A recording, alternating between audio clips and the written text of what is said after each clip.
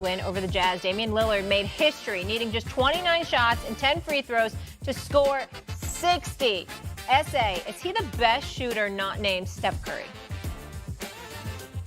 He might be. I'm not. He's shooting 37% from three-point range. I'm still a guy that's of the Clay, Thompson ilk and what have you, but Dame Dollar is something special. He is the one person that I desperately wanted to be a New York Knick, because we all know that I'm a New York Knick fan. I love this brother's game. He is spectacular. He is a closer.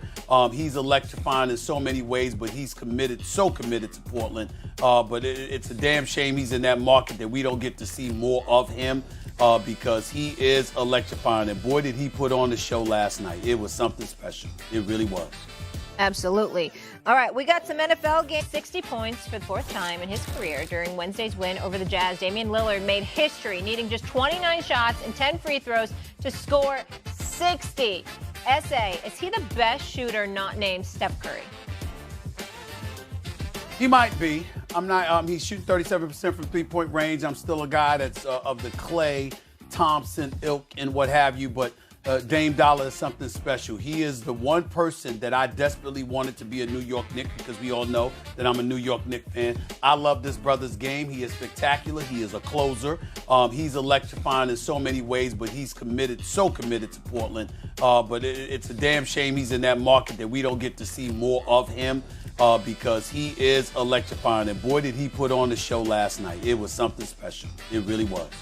Absolutely. All right, we got some NFL games this weekend, Stephen A., and people are talking. That's where I want to go right now. Earlier this week, Bills GM Brandon Beane was asked about the Bengals leapfrogging his squad among the AFC elites following their playoff loss, and listen to his response. They right now are on the advantage of a rookie quarterback contract.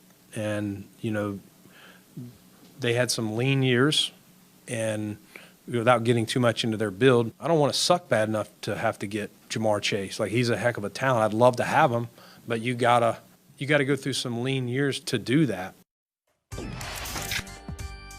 Meanwhile, Cowboy star Micah Parsons retweeted the clip of Beane with the following comments. Besides Mahomes, every team in the Final Four quarterback is on a rookie deal and surrounded by talent. Interesting take. After firing off that tweet, Micah heard an earful and responded with this. Listen, we're not going to sit here like I'm talking about Dak. When I get paid, I'm going to want a big contract too. Come on, stop reaching. All right. This is on the heels of his post-game comments on Sunday. Dan, could Parsons' comments become a problem for the Cowboys? They already are. We're talking about them. I love Micah. You don't need to say this. And I think this is a really good moment for him to learn from. Here's the reality for Micah Parsons. He, in many ways, is bigger than 20 other starting quarterbacks in the NFL. He is one of the faces of the most important franchise to the NFL, the most notorious franchise in the NFL, the biggest fan base of the NFL. He is everything that he does and says is going to be watched for the remainder of his time as a Cowboy. It's just a reality. And when you understand that, you're much more calculated about the things that you are willing and not willing to say. I love him. I don't mind that he has he's active on Twitter, he's active on social media, he's a great quote. But coming off of this game and the way that Dak played and the heat that Dak has taken, I think the reality is this. Why say it? It's completely not needed in the conversation. And all it's going to do is raise this. Because, Molly, and Stephen A., this was my first thought when he said it. Okay. Is he the only one? Is he the only one that feels this way? Last year, this defense gave up 23 against San Francisco and lost. This year, this defense gave up 19, really gave up 16 against San Francisco and lost.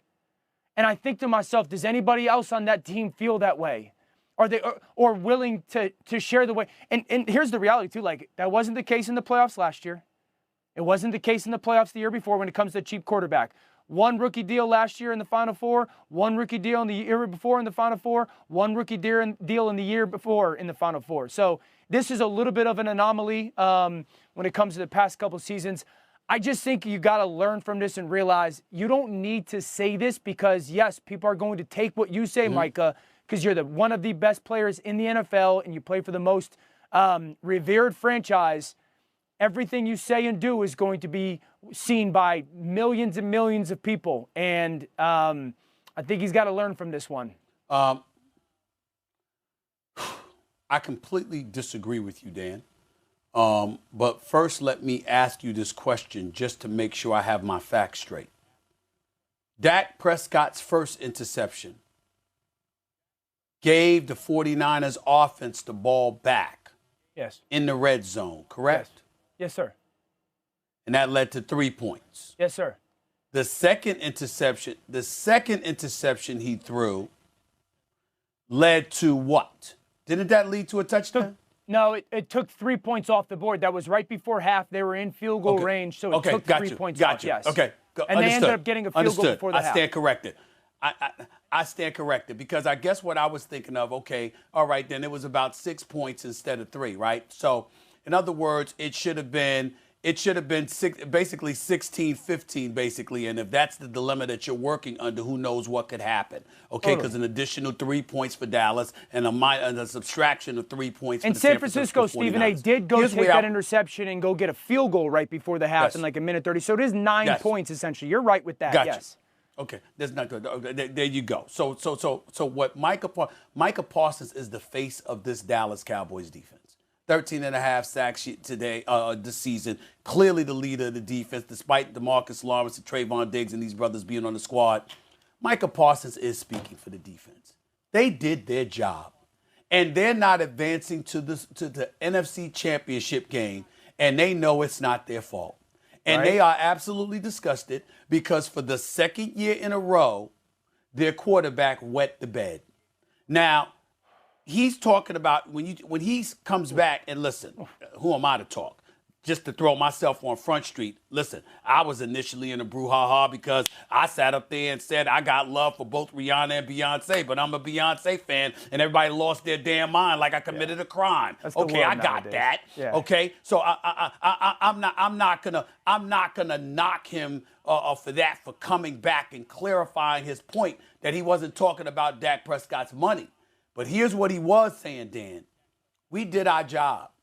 Sure. And we got a guy here in Dak Prescott that back-to-back years we believe we had a chance to win the chip. And this dude has wet the bed. Couldn't get off a play in the last 13 seconds of last year. This year couldn't give us nothing but 12 points, okay, and throwing 2 interceptions. And it's like, wait a minute, that level of frustration, because you're the Cowboys, because you're that franchise, because you're in the Lions den, you're the eye of the storm, etc. Dallas, this is Stephen A. Smith talking. The Dallas Cowboys defense played like a championship defense. Yeah. Them brothers showed up. And it's one thing if a team is just better than you. It's another thing entirely